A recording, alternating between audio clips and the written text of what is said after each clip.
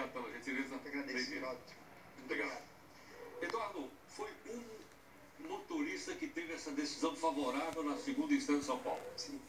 Isso vale para todo o pessoal que trabalha com motorista de Uber? De forma alguma, Heródoto. Não? Não. É uma decisão, evidentemente, gera um precedente para as pessoas, os motoristas que pretendem ingressar com uma ação trabalhista, mas a jurisprudência majoritária e praticamente maciça segue a linha de que esses motoristas não preenchem os requisitos para o reconhecimento do vínculo empregatício. Então, lógico, é uma decisão que realmente pode gerar um forte precedente, porque é a primeira decisão no colegiado de São Paulo, TRT de São Paulo, que é o maior do país, e isso realmente é um precedente muito forte para aqueles que têm esse objetivo e que entendem que tem um vínculo empregatício. Mas ela não vai ser utilizada como decisão vinculante com relação aos outros casos. Cada juiz e cada tribunal vai analisar o conjunto fático probatório.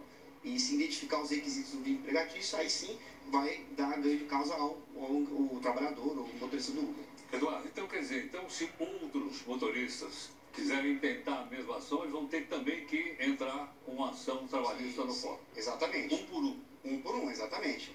Cada ação tem sua história, a gente costuma falar isso no meio jurídico. Cada trabalhador vai ter que fazer a sua prova, se assim entender que tem um vínculo empregatício. E evidentemente que cada juiz tem sua concepção e vai analisar a fundo o conceito probatório, o conjunto probatório que foi produzido naquele processo. Então, essa decisão, lógico, serve de jurisprudência. O juiz vai analisar quais foram os fundamentos utilizados por esse colegiado para dar o vínculo empregatício. Mas não por isso ele vai se utilizar e vai, sem eu analisar as demais provas, dar ganho de causa para aquele que demandou.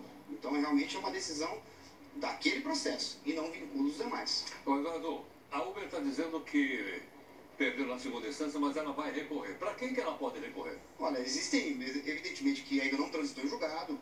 A Uber pode recorrer para as instâncias superiores, então a gente tem na esfera trabalhista, a instância superior é o TST, que é o Tribunal Superior do Trabalho, e realmente eles podem tentar reaver essa situação no sentido de que não foram provados e preenchidos os requisitos relacionados ao vínculo.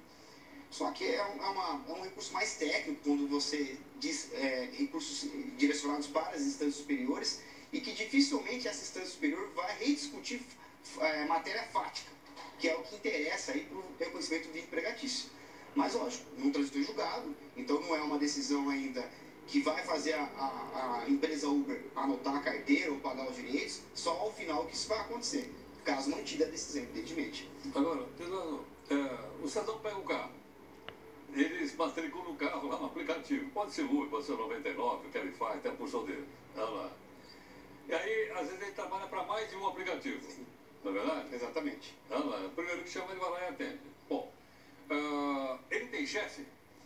Exatamente, Heródoto. Por isso que a jurisprudência majoritária entende que não há vínculo.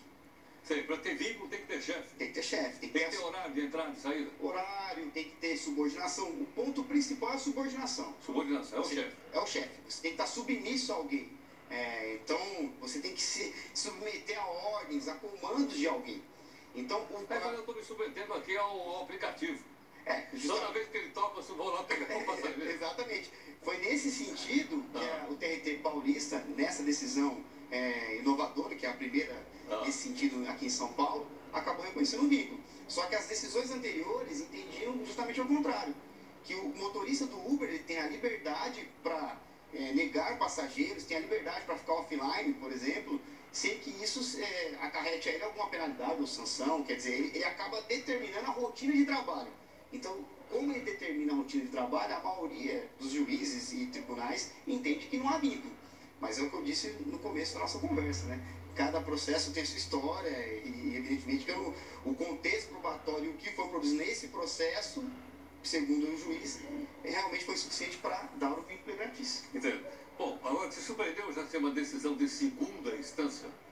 Surpreendeu um pouco, principalmente no TRT de São Paulo, que é para os aplicadores do direito aqui, que atua na esfera trabalhista, é um dos mais técnicos do país. Evidentemente que é uma decisão que deve ser respeitada, mas sabendo do trabalho do dia a dia dos motoristas do Uber, na sua grande maioria, realmente foi surpreendente essa decisão. realmente os aplicadores do direito se surpreenderam e acharam bem inovador. Quanto tempo leva?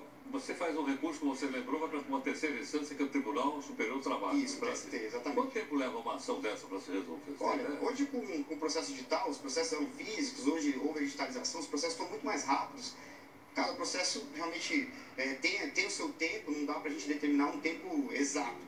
Mas normalmente até o final, em média, uns 3 anos e meio. 3 anos e meio. 3 anos e meio. Atualmente? Atualmente. No passado demorava mais. Demorava mais, e depende de cada processo. Tem secretarias realmente que tem um volume maior de trabalho, as audiências demoram para ser marcadas, mas em média, 3 anos e meio, aí a gente já tem uma decisão final e a execução definitiva. Agora, durante esse período, o Uber tem que assinar a carteira desse cidadão que ganhou ou não? Não, ainda não. Não, tem que pagar já o direito? Ainda não. Não. O que existe no processo de trabalho é um método, um mecanismo que chama execução provisória. Isso você pode executar provisoriamente antes do trânsito julgado.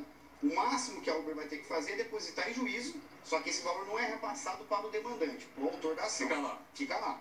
Agora, as demais obrigações, anotação em carteira, expedição de guias para levantamento de fundo de garantia, FGTS, obrigações que decorrem do contrato de trabalho, isso só vai acontecer após o trânsito julgado. E a liberação do dinheiro, evidentemente, também. E aí, enquanto a Uber estiver recorrendo, não transitou.